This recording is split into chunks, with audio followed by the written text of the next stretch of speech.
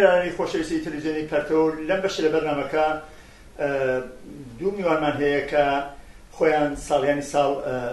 خەباتی پێشمەرگایەتیان کردووە، تەجروبەیەکی زۆریان هەیە لە شەڕی موسەلەحانە لەگەڵ ڕژیمی هاوی ئیسلامی سەرمایە و هەروەها لە دوای پێکهێنانی حزبی حکومەتیست دوو بوونە فەرماندەی گاردی ئازادی و لە چالاکیەکانی گاردی ئازادی لە سنە و مێریوان و دەوروبەر بەشداریان کردووە.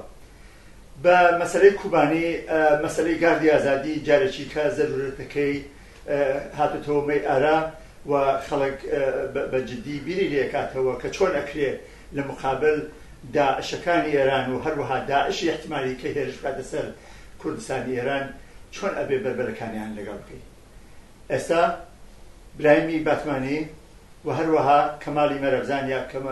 کەمالی مەرەبزانمان لەگەڵایە کە دوومیانی خۆشەویستی ئەم بەرنامەیان سەرنجتان بۆ ئەم توێژە لەگەڵەوان ڕائشیشین. زۆر بەخێر بێن بۆ بەرنامەی ئەمڕۆ. زۆر سپاس دەکەم. سەڵام بینەرەکان لەگەڵمان. ئیبراهیم باتمانی با لە تۆ دەست پێ بکەین. ساڵهای ساڵ لە خەباتی پێشمەرگایەتیا بوویت و مەسەلەی گاردی ئازادیش پێکات یەکێ لە کەسانی بووی کە لەگەڵ کەمالی مەرەبزان هەروەها ئێوە بەژاریتان تیا کردووە. ئێستا مەسەلەی گاردی ئازادی بە هاتنە مەیدانی ئەم مەسەلەی کوبانی و مەسەلەی داعش و بەربەرەکانی جەماوەری لە مقابل ئەم هێزە وەحشیە چ لە دەرەوە ئێران و چ لە ناوخۆی ئێرانە و لە کاتی سەناریۆسیە ڕەشە ئەمە زەرورەتێکی داهچەندانی پێیا کردووە. ئێوە لەم بابەتەوە نەزەرتان چییە؟ زۆر سپاس دەکەم بەرە تەلەڤیزیۆن پەرتەوە دوایەوە سەڵام بینەرەکان دەگەینەوە ئارەزوی ڕۆژێ خۆشی بۆ هەموویان دەکەم زندگییانە. بەنظر من بەش بەسەر کوبانی مەسەلەی بوو لە ئەم لە ساڵ 58 ساڵ 58 تاقتە جمهوری ئیسلامی دەوران بەنی سەدرکە ڕێی جمهورەکە بۆ حملەیان بە کوردستان کرد. جنبشی بەداو جنبش مقاومەت خەڵک کورد بە تایبەت ولاوێ لە ڕەعسیا کۆمەڵە وەک جەریانی شەپ و کۆمونیستی ئەو دەورە و ئێمەش پێشمەرگە کۆمەڵە بووین و جمهوری ئیسلامی حملەیەک سەراسەری کرد هەر لە پاوە و بیگ لە تا کامیان و تا سنە و تاگەی دەبانە و تا مهابات تەواو کردواری ئەم حملە کردیا. حملە کردیا بە تەواو قدرەتەوە بوو سەرکوتکردن ئەو سەنگەرە ئینقلابەوە لە کوردستانە ماوە. خەڵکی دەفاعەکە لە ئازادی، دەفاعەکە لە بەرابەری، دەفاعەکە لە دەستاوەردی وا خەڵک تەلاش بەرەکرد لێنا بۆ تەلاشەکرد. بەتایبەت لە شار سنە جمهوری ئیسلامی وەختی حملەی کرد لە شار سنە بە توپ و تانک و تەواو شار سنەوەمانە حملەیە کرد و بمباران لە ئاسمان و لە زەویە. من لە بیرمە لە شار سنە فقط 14,000 خۆمپارەی سەوبیستان ناو شار سنەیە. شارێک ئەو وەختە شارێک پێم دەقیق نازانم واقعا 60,000 بوو 50,000 بوو. مردم لە شار سنە لە ژن و لە لە گەورە و ئەوەیەکەوە ئەیتوانیت واقعا هەتا مناڵیش حکوومەتیە کرد. بەنظر من لە بنکەکان و بیگرێکی بەدەست کۆمەڵە سازمانێدا و مەحلەکان و ئەملاولە مردم 24 لە مقابڵەم جمهوری ئیسلامی مقاومەتیان کرد واقعا. شەو ڕۆژ خۆمپارە باران و ئەملا ئەولا مردم خۆیان بنکەکانیان بوو، گروپ پزیشکیان بوو، جەماعەتی نانیە کرد، جەماعەتی فیشەکی هاورد، شەڕ بوو تەواو. مردم خۆیان لە ناوخۆیانە بە ڕەهبەری کۆمەڵە و بەش ئۆپۆزیسیۆنەکان تر وەک حەزب دموکرات و وەک چریک و جەریانە تریشتیا بوون. بەنظر من ئەگەر لە منە پرسی ئەوزاع کوبانی من دوایش مەسەر کوبانی بەنظر من ئەتانە بژم 30 ساڵ لەوە بەرم 30 ساڵ بێشتریش ئەم ئەتواقع لە شارسنەوە ئەم قارەمانەتیەوە 35 ساڵ ئەم قارەمانەتیە واقعا ئەم جنبشە توودەیە خەڵک دەستینیانەوە دەست و لە مقاومەت جمهوری ئیسلامی بەنظر من هەر لە وەختە خۆی نیشاندا ئەمە ثابت کردیان لە تاریخا ثابت کردیان لە تاریخا شاری بوشکرە دەرە بە چاو خۆ 14,000 خۆمپارەی سەوبیستی تیابەی یعنی پێم وان نییە بە هەر بەدەمەتر خۆمپارێک نەکەوتێ ئەما مردمەکە کۆڵیان نەدا واقعا مقاومەتی قارەمانیان کرد و دوای ئەوە بە تەشخیص بە تایبەت کۆمەڵە ئەو وەختە تەشخیصی دایک بەنظر من لەمە زیاتر لای مردم تەلەفات خوا لای مردم ماڵوێران بێ ئێمە چوونە دەرەوە. دوای شەڕ کێشای تەواو کردواریە لە ئاربابەی بانە هەرواستون خەرسەرا کردیا لە بووکان لە دەستمانە بوو لە تەواو کرد ئەم تەجربە تەڵخە بەداخەوە هیچ کە حەز ناکا بە شەڕ هیچ کەس ناکا وەلیدی هەمیشە زۆر بۆژوازی بوو مەنافعی خۆی هەمیشەم کارانەیەکە هەر بۆ بوونەوە بەنظر من ئەگەری مڕوو بوایەتان مردمێ سنیانە کردە کوبانی ئەو مقاومەت تودەی و ئەو عەزەمەت مەردمە و قدرەتی میدیایی و ئینتەرنێتی ئێستا ئیمکانات نەبوو واخەن نەبوو مەردم تازە سڵحەیش کەم بوو تازە مەردم تەجربەی جیوان نەبوو وەلی میدیایش نەبوو هیچێک نەبوو حتا ئێستا متعاسفم واخەن دنیام ناتوانێت حتا فیلمێکی گیرێ بەداخەوە ئەمە ئەم حرەکەتەکمەڵ بە جەنبەی تودەیەکەیە و جەنبەی ڕەهبەریەکەیشی لەو دارانە هەڵجن و پیان شەڕێ کرد جا بەم شکلەوە ئیژم ئەسلحەکەم بوو واقعا پرەکەس بێ ئەسلحە بۆمانە ئەم حرەکەتە لە کوردستانە لە 35 ساڵ لەوبەرا ئەم نمونەیە هەست ئەوە تاریخ سەبتێ کردێ و ئەمانە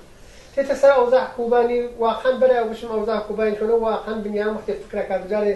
بۆ هەر ئینسانێک وا لەبار وجدانیە بۆ هەر ئینسانێک وا بۆ ئینسانیەتی لێبێ واقعا سەختە وەختی ناوی ژێوەی سەختەکەی بەمانعایەوە مردنێک بێگونای مردنێ فرە کوژیە سەختەکەی بەمانعای ئەوەیە کە چەندین ئاوایان گردێ و گشتیان بە قەڵقارە ئاوارە و زند لە ماڵ و کاشانەی خوانیان دەریان کردووە لەو لایەشنە تورکیە لە مەرز تورکیەش نایەڵێ ئەو وەزعە بێرە بەرچاو خۆن لەلایەکەوە زندگی ساڵهای ساڵ زەحمەتێک کێشاگە ماڵ و مەڕ و ماڵات و هەرچێکی بۆ جێشتووە تا ئەگەی دەسەر شارەکەجێ کابرا بە هەزار بەدبەختی چوار دیواری دنیاسە بەرەو ئەمانە گشتی مەزۆ تەڵخێکەیە لەما هەم ماڵت بڕمنن هەم بتکوژن ئەگەر بتکردنی سەر بۆڕن ئەمە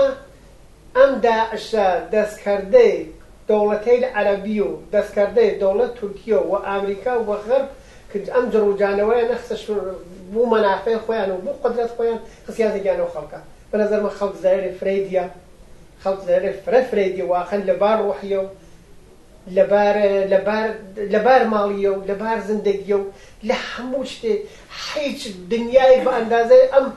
ئەم دەوڵە ئەو مەردمە زەڵمی لێ نەچووە لەبار زەڵمی کەمال مەرەبزان تۆ کەسێک بووی لەوانەی کە بە پێکهێنانی گاردی ئازادی جزئی ئەوەڵین واحدهای گاردی ئازادی بووی کە پێک هێنرا و چیتەوە بەرەو سنە و لە شاری سنە و لە ئاویێر ابراز وجودت کرد پێ وایە ئێستا لەم سەردەمەیە چەندە ئەمە گرینگە ئەم کارە دووبارەکردنەوە یا هاتنە مەیدانی لاوان و ژنان و جوانانی کوردستان بۆ ئەم کارە بەناوبەی خۆم سڵام بۆ بینەندەکانیەوە کە زۆر خۆشحاڵیشم لەم بەنامە شرکەتم کردووە من بەرلەوە کەوتمە سەرەوە کە بژم گاردی ئازادی لە وەخت پێکهێنانەکەیەوە تاکردی ئەمڕۆ کە ماوەکیش کە دەلایلێک کەفتە فعالیتمان تەحقیق کرد دوای شەوەمان کرد بەرلەوە تەوە هەمە بدەم و زەرورەتەکەی چییە پێم وایە کە باشتر بەوەی شارەکەم کە لە تولی ئەم 35 ساڵی کە جمهوری ئیسلامیات کە بە نوعێکی تر داعش لە ئێران وجودی بوو یعنی داعش خۆت بە خۆت شتێک نییە کە جیاواز لە خۆی جمهوری ئیسلامی کە شاید ئەمڕۆ ئەگەر خەڵکی ئێران ئاگاهی کامڵیان لەو شایەتیشانە وایە هەر جمهوری ئیسلامی هەرم کارە کە داعش ئەمڕۆ کە بە قەتڵ عام و سەربڕین و کوشتار و قەتڵ عامەکات کە ئەنجامیدا کە نمونەیەکی لە ئەفغانستان کە تاڵەبانەوە یا کە تێمانە هەیە کە هەر شایە لە شەڕی هەر لە حملەی جمهوری ئیسلامی بە کوردستان کە ئەو وەختە لە شاری سنە دوو نوعی تر لە نوعی ئیسلامی وەکو ئەو وەختەی مەفتی جێگەی داعشی ئیسە مەفتی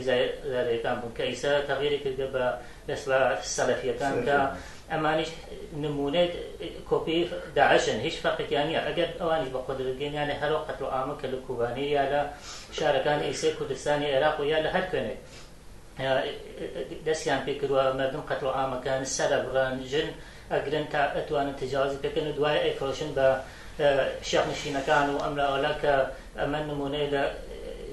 شانگاڵی کوردستانی عێراق ومانە دەستی پێ لە کوبانی لە ئاوایەکانی کوبانی کە بەرلەوە شار بگرن چەندین دیانگر هەر ئەو بەڵانە بەسەر خەڵکە هاورد ئەوەی کە پیاگ و منداڵ و کشتیانەوەی چ کژن بوو بردیان و ئەم بەڵانە بەسەریان هاور و ئەمواڵیشیانیان طبق قانونی مەذهب و ئیسلام بێستا کە داگیر کرد و تاوانیان کرد ضرورەتی گاردی ئازادی وتم تەنها بەخاترمانە پێشنە گاردی ئازادی لە دەوروبەری ساڵی 2005ەوە کە پێک هات ئەویش ضرورەتەکەت یەکێ لەمانە بوو کە تەقابڵی تک جمهوری ئیسلامیە تەقابڵی تک جریاناتی قومی و مەذهبی کلی جریانات قومی و مەذهبی کە یعنی سەرنوشتی جامعە سناریۆ سناريوكي سيا بس الرش بس الجامعة راسية تحمل كان أو جامعة شقة كان قتل عامي تياب خنا الرياء و هلا وقتها تسمع هيك قاعد أزادي تشكيل بدنك لمقابلة أم وزيته بيبقى شتيك حفاظتك لجيان خالق لزندگي خالق وخالق بتوانن حدا قل هاوكاري لتقاعد أزادي بتوانن زندگي خوان نوم حلقان لشاركان بدون مشكلة بونا برا وقلنا الشر بين جريانات قومي تحمل كدني كشتار بخالق حتى بين كرد وفار بين كرد وترك يا بحر بهانيك وأم جريانات دان هين كان خلق خنا مترسية وجامعة متراشي كان جاهل بابونا احتياج بنيروك هي لم جامعة احتياج بنيروك هي كبتواني دفعك على خلق دفعك على زندگي خلق كزرورتي قاعد أزادي هلا وقته بيكات كقاعد أزادي ما وقتها بيكنا كما أول عمليات من الشارع سندس بيكت ودوايش بو چندين معموليتي تل دور المريوانو روب منطقة بانو أوانيش أمل بشي واحد قري هني معلني والرهبران كومونيست وكلنا خلقه تسمع بكر بشي كي تل قاعد أزادي لنا شاركانا وأمانيش بصورة مخفي فعاليته كان أم بشي جواز لبشي علنية كيكا بخاطر مسائل أمنيتي ندوين لسروانا سبكين بلامون كارو فعاليتي خوان ده سبكين ومرة نموت قري كيش ما هاي نوع فعالية قري اوانيش فرقية كأوان شت يور فعاليتي كان وما شت فعاليتي كان كمشاهد إشاركا بالنوع فعاليتي كان إما كعلنية كمشخصة علنية أشينا خالق ستكين أقساكين ودوين لكين شكار قريب كان وخوش مانش نوع كارب توانين سخوان راني كدن تبخشي نشريات وممكن نشريات شون قد بشكل درگير بين لقويا اگر مانع ماندن درگير من بلان باش او باش مداوما راس قرقه هميشه او باش داخل كدوا لهر دوك الجواناني شاركان ديهاتكان لهر بويان اكد هر باش لو خلقه بتوان لغروه قري دو كسي تا 5-6 كسي خوان وكو قاد يازادي هنك واحد كان خوان دروس كان دوائي خوان فرماندهي قاد ازاديو وصل كان بحر ترقك بويانا كرقيت تلفوني يا حزوري يا هذا خوان معرفي كان اما اوتيار اتواني كان بيجين نوعي كارغان يعني تشيا كشجوري كار كان وانا بلان بشي كي تلكاري اوان اتوانا لنا خلقاتشن اگر کسی کاری کی به مشکلی کی بود تبرچن وکو خلقی عادی لگلیان کمکیان کن یان متیان من کس کره فقیر که هیچ یعنی امکاناتی زور کمیان مشکلیان چن یان متیان بدن پولیان بجمع کن کمکیان کن کسی ممکنه فرید لخلق که ممکنه امکاناتی واقعا خواردنیه امکاناتی دکترینیه تهجه بیان کردی هر چنین امکانی بیان چن فوران بجمع كان كوميك يعني أما أنا بش كارجريتي اجتماعي لنا خلقه بك خلقي قطعا أبد بن بمورد اعتمادي خلق باور يعني بكات كأما الرجيك كأتوانت خلقي بتر خوان جس كان قبل اعتماد بن بخلق يكي لكارجري أصلية مسك مشكلاتي نوع أو جامعة كبد سرشاني أما بشي واحد كان قاعد زادي كيالمتي خلق دن لحد تلاقي كواني إبراهيم باتواني زور خود تواني كمامري كا ئێستا جوانانێکە جوان دەدەین لە کامیاران لە سنا لە دەوروبەر و شارانێکە ئەدناسن چی بکەن بۆ ئەوەی کە سەرێتر گاردی ئازادی پێک بێنن چۆنێکی پەیوەندیگرتن لەگەڵ ئێوە ئەم شتانێکە ضروریە هەرچی زیاتر و سەریعتر خوان ڕێبکەن چییە؟ من برایش مەسەلەن بۆ سوالتە باید بیژم گارد ئازادی ضرورەتێکە واقعا بەڵاتی شار پێکرد ضرورەتێکە یان دنیای ئمڕۆ واسە بۆژوازی نیرو مەسەلەحی هەست بە هەرچی نەوە وەکەشی تەبەقەی کاگەر زەحمەتکێش بریام ئازادی و خاص خەڵکە و منتەقەی نیروکی بلاخەکە سەحان قلاگەی کردیا حداقل مەحکودەک و مەدرسە و زندگی و بیامەیەکە ئەگەر کەسێک هات زۆرە لێ کرد کی بوو ساڵ 50 لە بووکانە حەز بکات پۆل کارگەرەکانی نێدا کۆمەڵە چۆلی سەنگی زۆری بوو و ئەگەر سەحا بە قەوکارە داعش هات و ناو خیابانی کرد و لاتبازی دراوت و بە قەوکە دەستەکە چەق و کێشان جێگەی خۆی ضرورەت نیرو مەسەلەحەوە ضرورەت نەئیسا سەدان جارتر بەنەزەمە ضرورەتی ئەیسە مردم دەرکەکە ئەگەر مستەلەح نەوی سەرتەوڕە ئەگەر ئەم نیوتەنەوەی سوحاناتوانی بە قاوگانە داوای خاسەی خۆتکەی جواوت ناڕێنەوە هەر ببوونە ئەمە جایگای ئەمەسا بۆ ئەوەی جوانەکان چاوکەن بە نەزەر من جوانەکان نایبندی بە ڕۆژ ڕۆژنەوە سەخەوە ئەژن ئەوە لە پاڵی کوبانی ئەوێنێ ئەوە لە پاڵیا لە فەرەی شوێنەکانە ئەو ئەفغانستان ئەوێنێ ئەوە مازان خوشوەی ئیسلام زەدا ئەوە هەر کوێنێکم ئیسلامە سەوێنن جەنگ و داواوێنە بەتایبەت لە ئێرانیشە لە ئێرانە جمهوری ئیسلامی خۆی بە نەزەر من لەدا داعش کەمتر نییە بە نەزەر من داعش لە جمهوری ئیسلامی فێر بووە وبوونەوە دوایان تەک ڕژیمێ هارێ کەسیفێکەوە جەریاناتێک گروپی سەلەفی و ئیسلامیەی تر بەم مرتەجەعی لە هانێنە کە جمهوری ئیسلامی حکوومەتیانەکە و میانیان دوو باز کردووە و خەریکن قەوقان مزوت و مەکتەب قورئانی و نازانم خانەقا و تەکی بوویان دروستکردی و شۆڕژ ئەگەڕن بە خیال ڕەحم تێنە قیافەی خەریک لات بازی و قیافەیەگرن ئەمانە ئەمە یا خۆیان مەزلومەگرن ئەم نیوەسە ئەمانە هەرەوە ناوە لە سووریایکە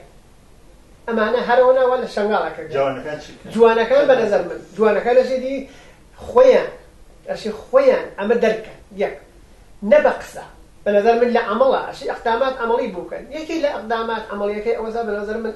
ئەم خەتەرە جدیە بزانن ئەمە بناسن کێ بێخیاڵ نەوە نامتفاقە لە ئێرانە من نایژم 100% وەلی واقعەن ئەمە ئەحمەڵێت بگرین ئەگەر گردی قسەکە سەرەوە گردیشم برای ئەوە ماڵەکە ئاگر بگری حەدەر کەپسوولەکە پێ خاموشەکەم ئاتەشفانیەکە دیم بێ ئەنا وەختی ئاگرێگردی لە وەختە هەیە کەپسوولەکە هالێک یا زەنگ بە کارت مشکڵە بۆ بوونەوە جوانەکان بە تایبەت هەروەی سەوەشی خۆیان حاضر کوردی بە نەزەر من قسەی خۆیان کوردی سازمان خۆیان دای لە مەحەلەکانە بە تایبەت فڵان کەس ئەگەر تواقع هات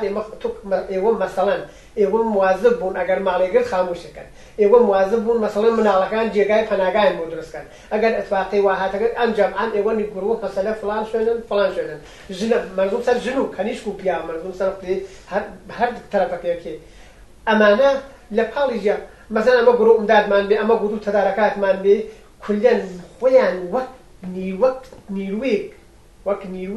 وەک خەڵکێک منسەجم مقاومەت وەک خەڵکێک ئامادە بوو شەڕێک وا گەرەکیانە زندگیان بە تەبایی کەشن وا گەرەکیانە سەریان بۆڕن وا گەرەکیانە زۆریان لێ بکەن وا گەرەکیانە مێدوارم وانەوەی وەک ئونیانە پێ بکەن بە نەزەر من ڕەحیشە حەدێکی نییە لە سازمان چێ خۆیان سازمان بن ئیسلاح حاضرکەن ئامادە بن ئەگەر شتی وا هاتە بەرەو جوایەمەوە شتێکی جوان هاتە بەرەو لاقلا ئامادەگی کە بخوا مێژوو نیشانی داوە باوی ئەگەر بێڕێتی مێژوو نیشانی داوە بەشە لە باعۆرزەترینی مادام ڕێکخراو نەبێت سازمان یافتە نەبێت متشەکل نەبێت دەستی لەناو دەستیەکان نەبێت جزی ئەبێتە بێعۆرزەترین یا ئەبێتە قوربانی نمونەی شەنگاڵەوانە نیشانی دا کە 100 و 200 ڕیزیان کردوون و ئەیان کوژن یا سەریان نەبن ڕێگەحەلی تۆ چیە کەمالی مەرەبزان کە جوانانی سنا بەزێک دەڵێن ئێمە هێزی قەت سلاحمان بەدەستەوە نەبێت چەکمان پێ نەدیوە تفەنگمان بەدەستەوە نەگرتووە تەجروبەی نزانیمان نییە ئایا ئەکرێ ئەمە بکەی بەمانە بۆ تشکیلی گاردی ئازادی و یاتوان چی بکەن؟ نا من پێم وایە ئەوەڵەن بەشێکی زۆر لە جوانانی شاری سنا ممکنە لە شەرایەتگەرێکی جۆراجۆرە سەربازیان کردووە ئەسلحە ئامۆزشکە جۆراجۆریان دیوە ئەمە کە کەم کەسێکە حتا ئەگە سنی ساڵی گەوێتە 20 ساڵ نەچوێ بە سەربازی یا کە حتا لە دۆرەگەری پێشوە لە ناو جەریاناتی کۆمەڵا و نازانم جەریاناتی کە ئۆپۆزیسیۆنی جمهوری ئیسلامی شەرکەتیان نەکردوێت و حتما ئامۆزشی ئەسلحەیان دیوە بەڵام و فرە دەست بە ئەسلحە بدن بەڵام منزورەوە نیە ئەسلحە دەست بگن و هەری سەواردی هەر مەجراجووی بن بەڵام نەمزوو مەسە ئەگەر کەسکەرێکیش ئەم کاریانە نەکردوێت حتا ئامۆزشیان نەدەوێت ئەوان بەمەحسەمە بتوان واحدەکانی خۆیان تەشکیل بدەن لەگەڵ ئێمە تەماس بگەن ئێمە ئیمکاناتی ئەمە فراهەمەکەین لە شوێنگەی جۆرە کە بتوانین ئامۆزشیان بدەین کە بزان لە ئەسلحە بتوان ئیستفادەکەن ئەمە ڕێگەی لەوە سەر بەشێکی وتم کە بەشێکی خەڵک ئامۆزشی هەر دیوە وتم بە دەلایلێک حتا کەەوە من لەوەشم بێت لە دەوری جمهوری ئیسلامیە لە ساڵگەری پێشە لە وەختی شەڕە کە حتا لە دەویرستانەکان کەسیان ئامۆزشەدا یانیان برا ئامۆزشیانەدا بۆ شەرایەتگەری بۆنەوە هیچ مشکل نییە هیچ مانای لە ڕێگەی ئەوە کە کەسێ بتوانێت ئەسلحە کارکرد بە ئەسلحە فێر بێ هیچ مانای نییەوە زۆر ڕاحەتە ئەو بەشە بەڵام هەروە کە تاکیبایەتی شەرایەتێکی زۆر سەخت لە جامعش ڕوبەڕووی شرایطێکی زۆر سەختەوە بووکەتەوە کە ئەگەر نەتوانێت خۆی ئامادەکە بۆ شرایطە و داعش و یا هەر نیرویەکی تری وا مرتەجع وارد حملە بێت و حملەکە هەر کام لە شارەکان قەتئەن مردم قەتڵ عامەکات ژنان نەتەنها تەجاوزیان پێکردێت بەڵکو ئەیان فرۆشن منداڵان سەرە بڕن و مەشاهدی سەدها نەفەر بووگین لە کوردستانی عێراق و لە سووریا کە ئەم ئینسانگەریانە سەر بڕیوە دوای منزور نیرویەکی وحشی واردی منتەقە بووکە کە ئەم نیروە بەش بە حاڵخۆ ئێمە بەشیان ئەناسین لە ئێران هەران لە کوردستانی ئێرانە تا حدود قوی بووگەن شاید بڵم لە سەقز و سنە و مەریوانەوانە کە بینابینی حزور پیاکەن بە دەلایل شاید ماوەی یەک دوو مانگ لەمەوە پێش بوو لە یەکێ لە خیابانەکانی شاری سنە چەند کەسیان دەستی بە تاوەڕست کردو کە خەڵک لیانیاندا و ڕاویانیان ڕاستۆگەرە منزورە ئەمانە ئەتوانین مانع بن بە هەر شرایط هەر ژنێک کە سەوزی کە لە ماڵەکەی بێتە دەرەوە ئەتانن دەیان مانعی بۆ بێنە بەرەوە عەزیەتی بکەن هەر کشێک کە بێ لەگەڵ کەسێک ترا قسە بکات عەزیەتی بکەن لێ بدەن بە ئەشێ خەڵک خۆی ئامادەکە بۆ ئەم شرایطە ئەسان ئەم شرایطە فازکەن هیچ نیرویەکی تریش دفاعینی بەڵام خەڵک باشترین ڕێگە بۆ دفاع لە خەڵکە کە متحد بن دەست بە دەستیەکەوە بن و ئیجازە نەدەن بە هیچ نیرویەکی مرتەجع دەستدرێژی کات لەسەریان حتا شرایط ممکن لەم شرایطە ئەتوانن لەوە ئیسرا دەکەن کە ئەگەر مەڵاتی مرتەجع حکمی سەنگساری کەسێکە دات یا یەک کەسێکی ئیسلامی ئەوێت مەسەلا فشار بێرێ بۆ جوانان بۆ کچان بۆ ژنان لە مەحەلەکە عەزیەتی کات ئیجازە نەدەن لەو مەحەلە زندگیکەوە کاری بکەن کە لە مەحەلە بڕێتە دەرەوە قدرتێکی دووگانە بێت یعنی دوو فاکتۆر قدرتێکی دووگانە کۆنترۆلی مەحەلات حتا ممکنە ئەگەر بە ڕۆژ نەتوان بە شەو ئیجازە نەدەن نیروگەر ڕژیم بە ماشین واردی مەحەلەکەیان بن بەرد و کچک بڕژنە سەریان و ڕاویان بنن کە ئەمە بتوانێت قدرەتی بدا بە خەڵکە خەڵک قدرەتی هەیە بەڵام ئەشێ قدرەتەکە خۆی بناسێ قدرەتی خەڵکیش لە ئیتحادیا هەیە کە بتوانێت هەمویان پێکەوە بن لە مقابڵی هەر نیرویەکی مرتەجعا کە دەستنەوە کاتی بەرنامەکەمان بەرەو تاوبوونە چێ فقط یەک دقیقە ئیبراهیمی باتمانی ئەگەر شکلی چووە یا پێویستە دووبارەکەیتەوە بیڵێ لێک دقیقەیە تکایە من تەنیا ئەوەیژم بەنظر من حرەکەتی لە کوبانیا کردیا حرەکەتی ئینسانیە دفاعی وا لە کوبانیا کردیا دفاع نیشان ئەوەیە نیشاندان بەردەم ئەشێ ئاوە متشەکل بێت ئاوە قدرەتت بێت ئاوە بەیەکەوە بی ئەگەر اتفاقی وا هاتە بەرەو ئەمە بوو باشترین تەجربە بوو مردم کوردستان و ئێرانە ئەگەر شتێک هەر بۆی سەو خۆیان مادەکە شتی هاتە بەرەوە کوبانی جوانی باتەوە و حەز حکومەتی دیژا لە کنایانە زۆر سپاس ئێوە چی کمال وێرەبزان وەڵام میشە هەر ئەوە تکرارەکەمەوە کە نمونەی ئەم ڕۆمان ڕاستەوگەرەکە کوبانی کە چۆن کچان و جوانانی ئەو منتەقە لە کچ و کوڕ بیگرێت کە چۆن توانیان لە مقابڵی نیرویەکی وەحشیەوە وا مقاومەت بکەن و دوای نزیک بە 30 ڕۆژ ئەو نیروە تێک بشکێنن ئیسا ئەگەر دوای چ شتێک بێتەوە بەڵام ئەمە نمونەیەکی زۆر ڕۆشنە کە بۆ من پێم وایە بۆ هەموو شۆنێک کە بتوانێت بە نیرویەکی مردمی نیروی مقاومەت لە مقابڵی هەر نیرویەکی ارتجاعیەوە خەنەڕێەوە دفاعکەن لە زندگی خۆیان من نکتەی بیژم بەنظر من ژنان کوبانی کچان کوبانی سابتیان کرد ئەمەیژە بە حەزەکەم بیژم بە سابتیان کرد بە مرتەجعین سابتیان کرد بە ئیسلام سابتیان کرد بە مەرسالاری سابتیان کرد بە وانەیەکەوە ئەی ژن نات ژن ئەترسی ژن ناتوانێت ژن نیمی پیا ژن عەقلینیە واگا دەڕێتان لە کوبانیا فەرماندەی دوومیان ژنە و سابتیان کرد لەم شەڕا لە پیاگان فرا ئازاتر میش و ئەکسەر ئەوانەی وا گیانیان بەختێ فترە ژنەکان لە سەنگەرا بوون لە سەنگەر بەریژە بوونە اینجا ئەمە تەجربەیەکە بوو ژنان و بوو کچان کوردستان و ئێرانش زۆر سپاسانەکەم باتمانی باروها کەمال وێرەبزان بیرێرانی خۆشەویست سەر وەک کەمال وێرەبزان و ئیبراهیم باتمانی باسییان کرد گاردی ئازادی زەرورەتەکەی هەر ئەمڕۆیە کوبانی نیشانیدا و 34 ساڵ لەوە پێش شاری سنە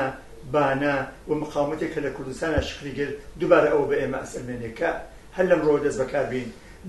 ناڕێکراو نەبین خۆمان ڕێکراو و متشەکل بکەین تا بەرەنگاری دوژمنانی واقعی ئەو خەڵکە ببینەوە و ببینە کۆڵەکەیەک بۆ پشتگیری لە خەباتی خەڵکی کوردستان لەگەڵمان بن بۆ بینینی لەژێ بەرنامەکانیان